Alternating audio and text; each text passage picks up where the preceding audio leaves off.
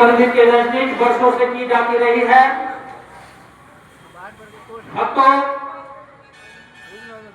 इस वर्ष भी बड़े धूमधाम से आपके प्यार, आशीर्वाद, सहयोग और समर्थन से बड़े ही जोश खरोश के साथ मां जगतारिणी पूजा समिति के द्वारा एक भव्य 9 दिवसीय महायज्ञ नवरात्रा मां भगवती पूजन कार्यक्रम आश्विन माहे शुक्ला पक्षे प्रतिपदा तिथि दिनांक 22/9/2025 से प्रारंभ की गई है। आप तमाम भक्तों को गुजारिश की जाती है, आप तमाम भक्तों से निवेदन किया जाता है कि आप माता के दरबार में सुबह और सायंकाल आरती के समय अवश्य आवे, माता का आशीर्वाद प्राप्त करे और अपने जीवन को धन्य बनावे।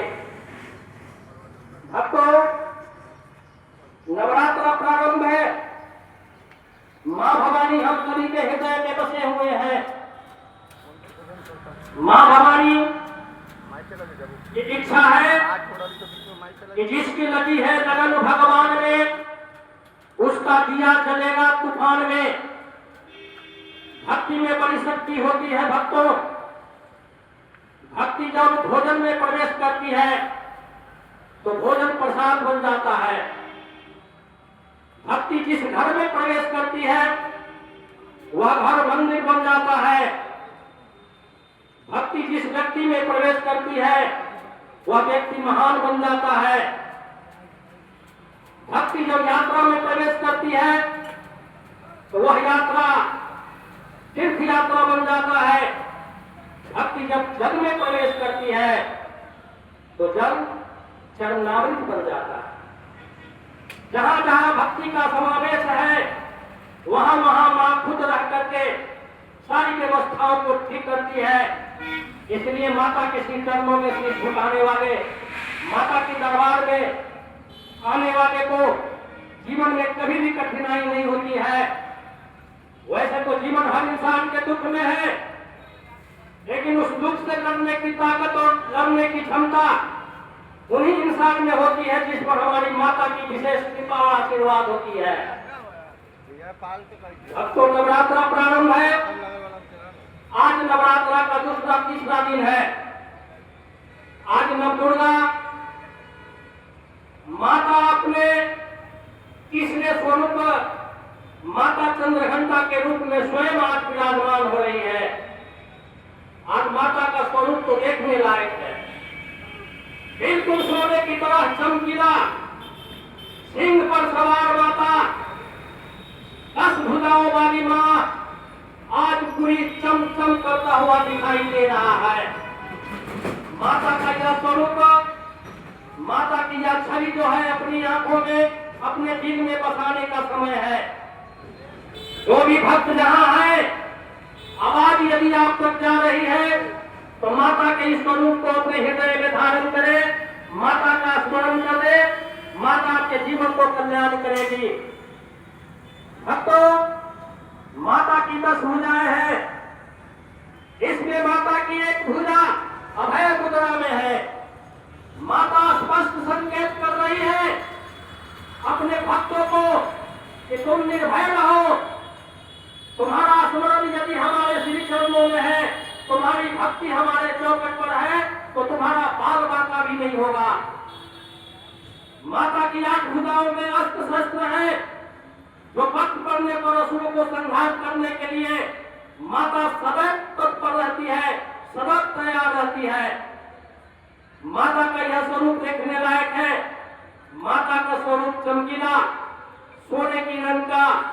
माता अपने बाजू में खड़क, तलवार, भाला, तीर, धनुष, गदा, पुष्प, माला इत्यादि रखे हुए माता का शरीर अत्यंत चमकीला और शोभायमान है। भक्तों, आज माता अपने तीसरे स्वरूप में विराजमान हो रही है। माता चंद्रघंटा का नाम क्यों पड़ा? चंद्रघंटा जैसी स्वरूप माता को क्यों धारण करना पड़ा, आइए थोड़ा सा समझते हैं।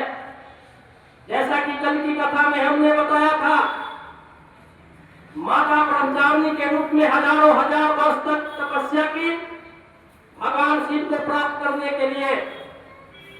और जब भगवान शिव जब प्रसन्न हुए तो भगवान शिव की शादी जब माता शैलपुत्री से होती है, माता ब्रह्मचारिणी से होती है, और भगवान शिव जब अपनी बारात लेकर आते हैं, भगवान शिव जब अपनी बारात लेकर आते हैं ब्रह्मचारिणी के पास, तो भगवान शिव का स्वरूप देख करके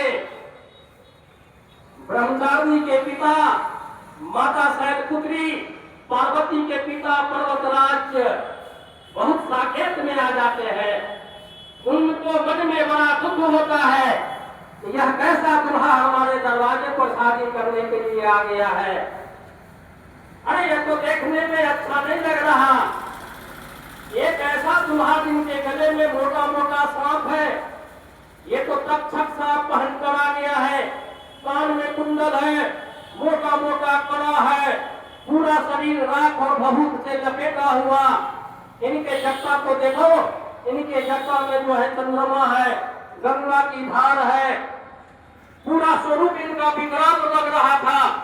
कहा कि यह कैसा दूल्हा हमारे दरवाजे पर शादी के लिए आ गया, हमें तो कुछ समझ में नहीं आता है। पार्वती की माता मैना तो डर गई। मैना तो कहने लगी अपनी बेटी से कि हे बेटी पार्वती, हे बेटी शैलपुत्री, तुमने हजारों हजार वर्ष तक तुमने जो तपस्या किया है, क्या इसी दूल्हा को प्राप्त करने के लिए किया है? लेकिन पार्वती को तो सब पता था। पार्वती तो साक्षात सती थी, वो तो अपने तपोबल से, वो अपने अंतरो ध्यान से वो उसको पता चल गया था कि यह दूल्हा कोई और नहीं, पूरे ब्रह्मांड की रचयिता करने वाला है, पूरे ब्रह्मांड का संचालन करने वाला है, जिनके पलक झपकने से पूरा ब्रह्मांड समाप्त हो सकता है। संसार में जितने देवी देवता है, सबका यह देवों का देव महादेव है। लेकिन पार्वती को तो सब कुछ पता था। लेकिन दूल्हा का स्वरूप देखते पार्वती को भी थोड़ा अच्छा नहीं लगा। वह मनी मन महादेव से प्रार्थना की कि हे महादेव, आप अपने स्वरूप को थोड़ा सजा ले, आप अपने स्वरूप को थोड़ा सुंदर कर ले। जब पार्वती जब मन ही मन जब यह बात कहने लगी, तो भगवान शिव उनकी मन की बात को समझ गए। भगवान की शिव को कानों में सुनाई दिया कि हमारी पत्नी कह रही है कि हम सुंदर बन जाए। फिर क्या था, फिर तो वो अलबेला और चमकदार दूल्हा बन गया। ऐसा दूल्हा तो पूरे ब्रह्मांड में देखने को नहीं मिलता। ऐसा अपने रंग, अपने स्वरूप को सजा दिया। फिर पार्वती भी दुल्हन की तरह सजकर, और भगवान शिव के मस्तक पर जो चंद्रमा था, उस चंद्रमा को भी अपने मस्तक पर धारण कर लिया, जो चंद्रमा घंटे की आकार का होता है। और तब जो है माता पार्वती और भगवान शिव का विवाह होता है, और वहीं पर माता का नाम, माता का स्वरूप चंद्रघंटा जैसी बन जाती है। भक्तों, नवरात्र में 9 दिनों का जो समय होता है, विशेष रूप से भक्तों के लिए होता है। माता के 9 रूपों को, माता के 9 रूपों की छवि को, उनके 9 नाम को, और विशेष रूप से माता के 9 स्वरूप की जो कथाएं सुनता है, उनके जीवन में चमत्कारी लाभ मिलता है। और जो भक्त इससे वंचित हो जाते हैं, तो माता के पास सबसे बड़ा सीसीटीवी कैमरा है। उनके सीसीटीवी कैमरा से संसार का कोना कोना दिखाई देता है। कोई भी आदमी बच नहीं सकता है। धरती हो, पताल हो, गगन हो, अंतरिक्ष हो, ब्रह्मांड हो, उनका इतना बड़ा सीसीटीवी कैमरा है कि वहीं से कैलाश पर्वत पर बैठे बैठे या अंतर ध्यान से ही पता चल देता है कि कौन सा भक्त उनके दरबार में है, कौन सा भक्त उनके चौखट पर है। भक्तों, माता का विकराल रूप तो तब धारण होता है जब रण क्षेत्र में माता का संग्राम महिषासुर से होता है। एक समय की बात है भक्तों, ऐसा शास्त्रों में और पुराणों में लिखा हुआ है कि देवी देवता और दानव में हमेशा युद्ध हुआ करता था। ये राक्षस दानव हमेशा स्वर्ग लोक पर, देवलोक पर आक्रमण करता था और देवताओं को तरह तरह के कष्ट देता था। एक बार महिषासुर नाम का राक्षस स्वर्ग पर आक्रमण कर दिया, देवलोक पर आक्रमण कर दिया और सारे देवी देवताओं को पराजित किया, सारे देवी देवताओं का अधिकार छीन लिया और देवराज इंद्र को गद्दी से उतार कर वहां से भगा दिया। बहुत सारे देवी देवताओं को उन्होंने बंधक बना लिया। डर के मारे सारे देवी देवता त्रिदेव के पास पहुंचे। कुछ देवी देवता तो धरती पर डर के कारण चले आए और धरती पर विचरण करने लगे और जो शेष देवता बचे हुए थे, इंद्र भगवान सही को लेकर त्रिदेव के पास पहुंचे और त्राहिमाम गुहार लगाने लगे, हे त्रिदेव हमारी रक्षा कीजिए, हमारी रक्षा कीजिए। त्रिदेव की भृकुटी बन गई। उन्होंने सवाल किया कि क्या हुआ, देवलोक अच्छा तो है, स्वर्ग लोक अच्छा तो है, कहा कि नहीं अच्छा है। राक्षस का राजा महिषासुर देवलोक पर आक्रमण कर दिया है, हम सभी को बुरी तरह मारा है, पराजित किया है और देवलोक से भगा दिया है। हे त्रिदेव, हे ब्रह्मा, हे विष्णु, हे महेश, हमारे सारे अधिकार छीन लिए हैं। कुछ देवी देवता तो धरती की ओर भागे हैं और वहां पर घूम फिर रहे हैं, विचरण कर रहे हैं। कुछ देवी देवता को बंधक बना लिए हैं। हे त्रिदेव हमारी रक्षा कीजिए, हमारी रक्षा कीजिए। इतना सुनने के बाद ब्रह्मा, विष्णु और महेश की आंखें लाल हो गई, उनकी भृकुटी बन गई। उनको इतना क्रोध आया कि क्रोधाग्नि में उन तीनों ब्रह्मा, विष्णु और महेश की शरीर से तेज निकलना शुरू हो गया, प्रकाश निकलना शुरू हो गया और यह प्रकाश पुंज जो है पूरे ब्रह्मांड में फैलने लगा। शास्त्रों में ऐसा लिखा हुआ है, जब ब्रह्मा, विष्णु और महेश की शरीर से जो प्रकाश निकला, क्रोध के कारण उस प्रकाश को एक उल्का पिंड में बदल गया और उस पिंड में से एक सुंदर कन्या का जन्म हुआ। उस कन्या को सभी देवी देवताओं ने अपना अपना अस्त्र शस्त्र दिया। भगवान शिव अपना उस देवी को भाला दिया, त्रिशूल दिया, देवराज इंद्र अपना ऐरावत हाथी दिया और वज्र दिया, सूर्य भगवान अपना तेज दिया और अपनी सवारी दिया, अपनी शक्ति दिया, इंद्र भगवान अपना चक्र सुदर्शन दिया। जितने भी देवी देवता थे सभी अपना अपना अस्त्र शस्त्र देकर उस कन्या को परम शक्तिशाली बना दिया और कहा कि हे देवी, अब तो तुम सब शक्तिमान हो, जाओ युद्ध क्षेत्र में और उस महिषासुर को ललकारो और उसका वध करो। फिर क्या था? फिर तो देवी चंद्रघंटा का रूप धारण करके महासंग्राम में आकर और अपने चंद्रघंटा की घंटी को भयानक आवाज से पुकारने लगी। उनकी आवाज को सुन करके महिषासुर वह दुम दबा करके भाग गया और जा करके छिप गया और इधर माता चंद्रघंटा उसे युद्ध करने के लिए ललकार रही है। अब तो ऐसा पुराणों में लिखा हुआ है कि महिषासुर सबसे पहले अपने सेना को माता चंद्रघंटा से भिड़ाया, उससे लड़ने के लिए भेजा।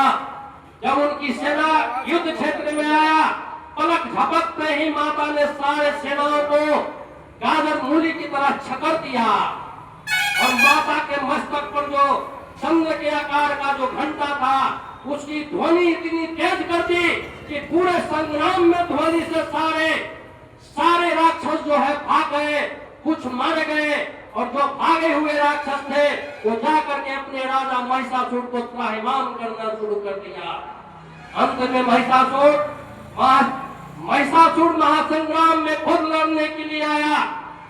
अब तो ऐसा लिखा हुआ है कि कई वर्षों तक जो है महिषासुर और माता चंद्रघंटा के बीच में महासंग्राम हुआ और अंत में माता चंद्रघंटा ने महिषासुर को पराजित किया, उसको वध किया और उसको मार करके सारे देवी देवताओं को फिर से आदेश दिया कि हे देवी देवता, आप लोग स्वर्ग लोक की ओर गमन करें और जा करके अपने अपने सिंहासन और अपने अपने पद पर विराजमान हो जाए।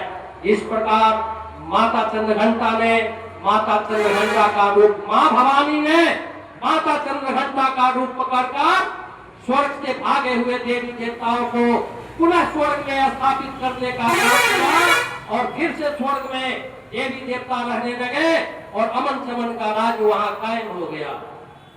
भक्तों, माता के इस स्वरूप से हमें सीख लेनी चाहिए कि हमारे अंदर दया भी होनी चाहिए, हमारे अंदर प्रेम और करुणा भी होनी चाहिए और वक्त पड़ने पर जब ऐसा वक्त पड़े तो महासंग्राम के लिए तैयार भी रहना चाहिए। माता का यह स्वरूप जो है हमेशा महासंग्राम में जाने की मुद्रा की पोजीशन में दिखला रहा है। इनके 10 भुजाओं में अस्त्र शस्त्र भी है जो राक्षसों के लिए है और इनके 2 भुजाओं में अपने भक्तों के लिए है जो पुष्प का कमल और अभय मुद्रा में रखे हुए हैं। अपने भक्तों को एक खुलेआम छूट देते हैं कि तुम मेरी शरण में आ जाओ, तुम्हारे अंदर जितने भी विघ्न बाधाएं हैं मैं दूर कर दूंगी। इसलिए मां जगतारिणी पूजा समिति द्वारा आयोजित नवरात्रा 9 दिवसीय महायज्ञ मां भगवती पूजन कार्यक्रम रीगा रोड रिंग बांध जानकी स्थान के समीप प्रतिवर्ष होता है। आप सभी भक्तों से निवेदन है कि सुबह और सायंकाल माता की आरती में अवश्य भाग लें, माता की चौखट पर अपना शीश नवाए और यह कार्यक्रम 9 दिनों का होता है, 10 दिनों तक चलता रहता है। और भक्तों, एक जरूरी बातें और करना चाहता हूँ, इसमें लाखों लाख रुपए की खर्चा होती है। किसी एक भक्त की बस की बात नहीं होती है कि कोई एक भक्त जो है माता की पूजा करके और उसका श्रेय अपने गले में ले ले। भक्तों, इसमें लाखों और करोड़ों माता के जितने भी भक्त हैं बिना कहे माता की दरबार में आते हैं और स्वेच्छा से जो भी माता को चढ़ावा हुआ चंदा के रूप में वह देते हैं, रसीद को कटाते हैं, माता से आशीर्वाद प्राप्त करते हैं और अपने जीवन को धन्य बनाते हैं। इसलिए मां जगतारिणी पूजा समिति पुनः एक बार आपसे निवेदन करती है कि आप माता से आशीर्वाद प्राप्त करने के लिए, माता के भिन्न भिन्न स्वरूप को दर्शन करने के लिए आप माता की दरबार में आए, शीश झुकाए, माता से आशीर्वाद प्राप्त करें और अपने जीवन को धन्य बनाए। जय माता जी, जय माता जी, जय माता जी।